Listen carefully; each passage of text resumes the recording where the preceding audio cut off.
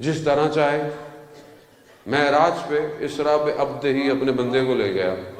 مقام آیا بہت تیزی سے بھرا آپ کے اذان عالی معطر کرنے کے لیے. اذان محترم خوب بندے کو لے گیا. حضرت جبرائیل نے بولا میں آگے نہیں جا سکتا. کیوں؟ کہا آگے پیر جل جائیں گے. کہا خلوت خالق اور محبوب کی ہے، کوئی اور الاؤ ہی نہیں ہے.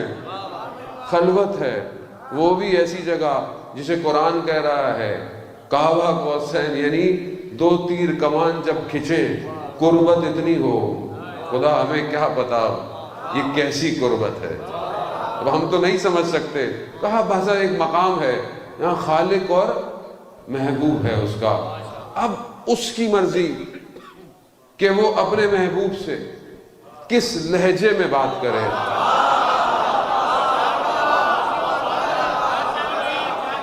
اس کی مرضی. اس نے دیکھا روئے زمین پر کون ہے جو میرے محبوب کو سب سے زیادہ پسند ہے. وہ خدا جو حضرت موسیٰ کو درخت سے گفتگو کر سکتا ہے، وہ کچھ بھی کر سکتا ہے. اور ایسا گفتگو کی تیرے رسول کو سکون ملا. اللہ.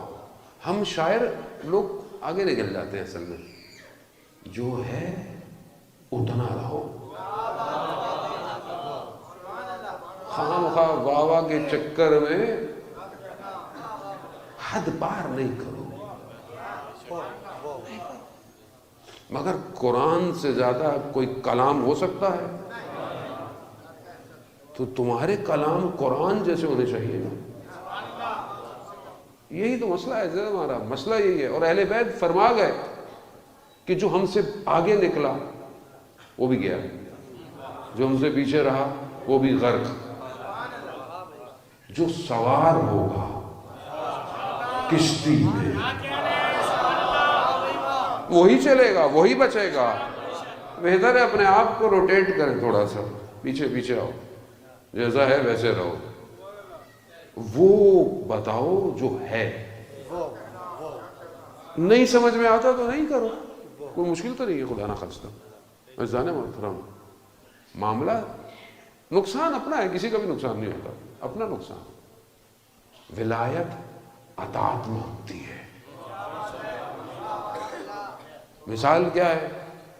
دیکھو ملک اشتر دشمن کے خیموں تک پہنچ گیا، تلوار پہنچی بھی. امر ولایت، ملک واپس آؤ. ہم ہوتے تو کیا کرتے؟ مولا یہاں تک تو پہنچ گئے، تھوڑا اطاعت. امتحان اطاعت میں ہے. ظاہر تھوڑی آپ کو کچھ دے گا، جو اطاعت کرے گا اسے مرتبہ ملتا ہے. یہاں اطاعت ہے. ملک پیچھے آ گئے، جو حکم، تبھی تو ملک اشتر ہے.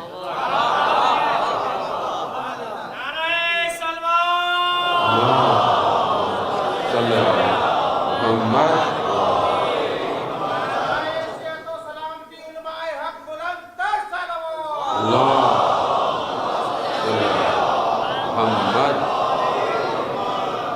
وہ بتا دب خدا کی مرضی جس لہجے میں بات کرے. اگر آج دنیا میں علی علی ہو رہا ہے تو یہ ہمارے اختیار میں تھوڑی ہے. جب خلوت خالق اور محبوب میں لہجہ علی ہو تو پھر عرش پہ تو علی علی ہی ہوگا نا.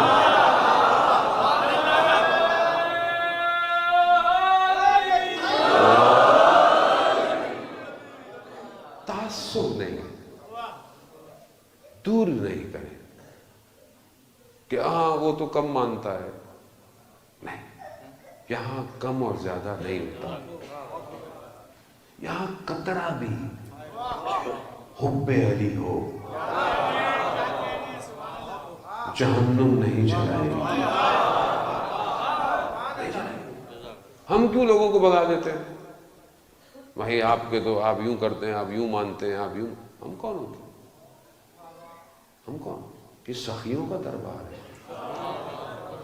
یہاں 3 دفعہ بھی آئے، تینوں دفعہ ملتا رہا۔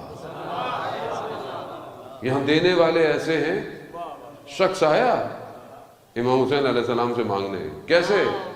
امام کی خدمت میں آیا، امام نے دیوار کے پیچھے سے دیا، کیوں؟ کہا اس کی آنکھوں میں شرمندگی نہ آئے۔ یہ ان کا در ہے اور ہم بگا رہے ہیں لوگوں کو۔ روز قیامت میں وہ کھڑا ہو گیا کہ میں مولا آپ کا ذکر سننے آیا تھا، آپ کے چاہنے والوں نے مجھے بھگا دیا، کیا جواب دیں گے؟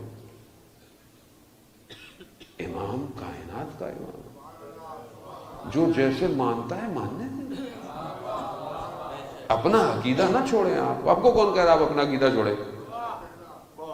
لیکن عقیدت کا اظہار طریقے سے کریں تاکہ سامنے والے کو لطف آئے، کیا عقیدہ ہے، کاش ہمارا بھی یہ ہوتا۔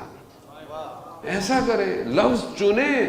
پتہ نہیں شاعروں کو کیا ہو گیا، میں خدا نہ کسی کو نہیں بول رہا، ویسے آج کل بھائی آپ فضائل مولا بیان کر رہے ہیں اور آپ لان لان لان، بھائی یہ کیا طریقہ ہے یار؟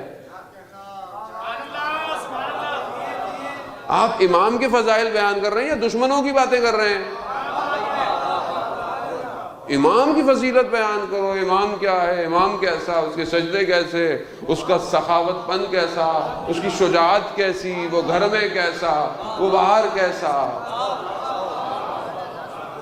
وہ بیان کرو۔ کچھ آتا نہیں ہے تو پھر یہ ہو جاتا ہے، میں نہیں خدا نہ میرے ذہن میں کوئی ہے، لیکن میں نے ایسی رینڈملی دیکھا تو بعض اوقات ایسے لفظ استعمال کرتے ہیں جو شان شایان امام نہیں ہے۔ امام کا کلام کیسا ہے؟ اگر شاعری کرنی ہے تو نہج البلاغہ کے باطن سے آشنا ہو کر ایسے پھولوں کو بکھیرو کہ کائنات خوشبو سے معطر ہو، کہ یہ کلام امیر جانتا ہے۔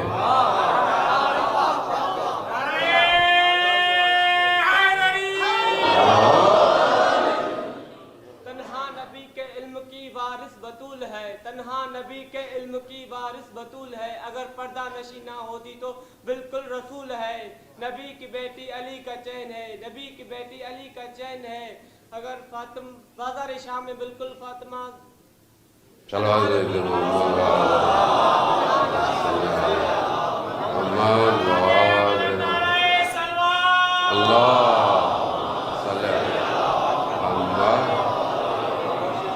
وہ کلام امیر ہے کہ نہ جانے کتنے عالموں سے اترتا ہوا لفظوں کی صورت میں آیا، حقیقت بیان کر رہا ہے۔ امام کا کلام سنیں آپ، امام کا کلام کیا ہے؟ آیت اللہ تقی جعفری رضوان اللہ تعالیٰ علیہ بہت بڑے اپنے زمانے کے فلاسفر رہے۔ آپ یقین کریں ان کی شوق سے اور ان کی محبت میں نے بھی ان کی کتابیں خرید لی۔ نہج البلاغہ کی شرح کر رہے تھے، پوری نہ کر سکے، قید حیات گزر ختم ہو گئی۔ کتاب کھولی میں نے، ان کی زبان آتی مگر مفہوم سمجھ نہ آیا۔ کیوں؟ کہا کلام بہت بلند ہے۔ اس کی وجہ کیا ہے؟ اس کی وجہ ایک نگاہ امیر المومنین ہے۔ ایسا خود وہ کہتے ہیں، میں برلن گیا کانفرنس میں، اور وہاں پر کس چیز کی کانفرنس تھی؟ انسان کی قیمت کیا ہے۔ بڑے بڑے دانشور آئے ہوئے اپنے اپنا لٹریچر پیش کر رہے تھے، انسان کی قیمت کیا ہونی چاہیے۔ میری باری آئی، میں بھی گیا، میں نے کہا انسان کی قیمت اس کا ارادہ ہے، جو اس کا ارادہ ہے وہی اس کی، اگر 2 کمرے کا فلیٹ اس کا ارادہ ہے تو اس کی قیمت یہی ہے۔ کہا اگر یہ گاڑی جو لوہے کی یہی اس کا ارادہ ہے تو اس کی قیمت، اور آج کی زبان میں جوان بیٹھے ہیں، موبائل ارادہ ہے، قیمت یہی ہے، یہی قیمت ہے۔ کہا میں نے یہ بیان کیا، میں آ گیا، لوگ کھڑے ہو گئے، لوگ تالیاں بجانے لگے. کہا ایک لائن میں قیمت بیان کر دی. کہا میں دوبارہ گیا، کہا یہ میرا کلام نہیں ہے.